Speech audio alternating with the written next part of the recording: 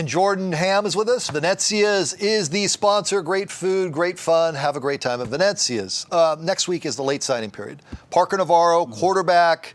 ASU is in. They're not. He's going east. Tell me about Parker Navarro's decision. Were you surprised? A little bit, but when you look at the opportunity to play at UCF for this Desert Vista quarterback, I think that ultimately was the opportunity he wanted to go chase. Ironically, you saw UCF come in late last year, or a couple years ago, I should say, with Brock Purdy, and they seemed to be a finalist. I think they were offering the same thing to Parker Navarro. Come in, you'll get an opportunity to try to get on the field early. And this is a guy in the air, on the ground, was highly productive. And with Desert Vista, you look at this senior class, they have a pretty strong class. When you look at Parker Navarro, you have Tyson Grubbs, the running back who's committed to NAU, and then Elijah Irvin, who's also out there as a highly productive wide receiver. This is a pretty strong class for the Thunder and Dan Hines. Dan Hines does not get a whole lot of attention, I think, in the coaching space, but Dan does a great job every year.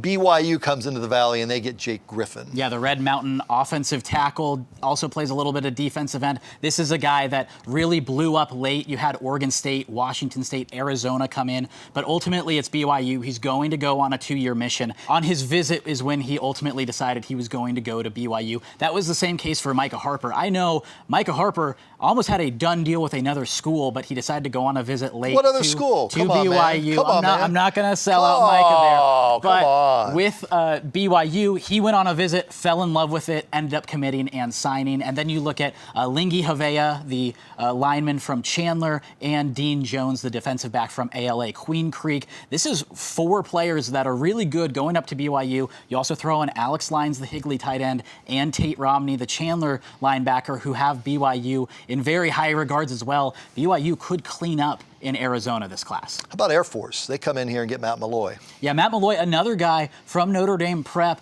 going to an academy. Pretty cool when you see 2 guys going to Army, and then now you have Malloy going to Air Force. He got an offer just a week ago, and really it took him 4 or 5 days to make the decision to go to Air Force. Right around 100 tackles last year. Another guy that has been on the field for George Prelock and has been able to be productive for multiple years.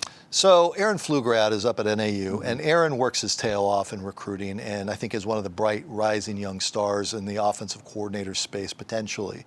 They come back into the Valley. They continue to grow their class. Yeah, they're doing a really good job in this class particularly. Once you have that stable coaching staff for a couple of years, you make those inroads, all of a sudden now you're seeing the results of that. Andre Mayberry, a defensive back for Perry, 5 interceptions on the year. What NAU is getting is just an absolute ball hawk. 10 interceptions in his career, a long, rangy defensive back, and they get another guy for that defense. Okay, with the signing period coming up, will Trey Smith be done? If so, where's Trey Smith looking at? He has a lot of really good options. He just got an offer from Boise State, got an offer from New Mexico. You see Danny Gonzalez trying to keep those inroads. Also, Jordan Somerville, who was on that ASU class, brother of Quentin Somerville, moved over to New Mexico and has handled Arizona recruiting a lot in that short time. So I think he's going to be a guy that's pretty involved with these Arizona guys as well.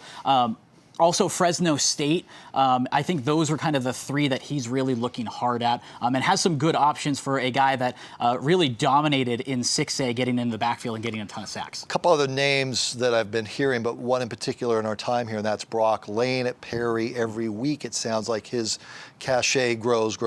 Yeah, he's been going on a lot of visits recently. NAU, Weber State, also Air Force, picks up an offer from New Mexico State, also a very high GPA, so a guy that you never have to worry about in the classroom.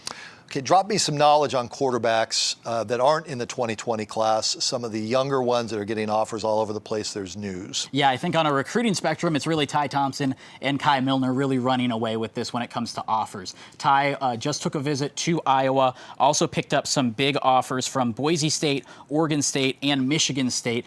Michigan State had also offered Kai a couple of months ago, and then Kai Milner over at Higley, Colorado, Boise State, and Cal. So you're seeing a lot of these similar programs programs, going and looking at both of these quarterbacks in the Southeast Valley, who I think have some similar attributes as well, but these are the two guys really blowing up at the quarterback position. Okay, clean out your notebook. Throw some knowledge on me and some other names that are out there that have caught your eye this last week. Yeah, Denzel Burke had a huge week. Ohio State, Texas, and San Diego State. Also, his teammate Quentin Somerville, Mississippi State and Florida State. That's following up a week where he picked up an offer from Georgia.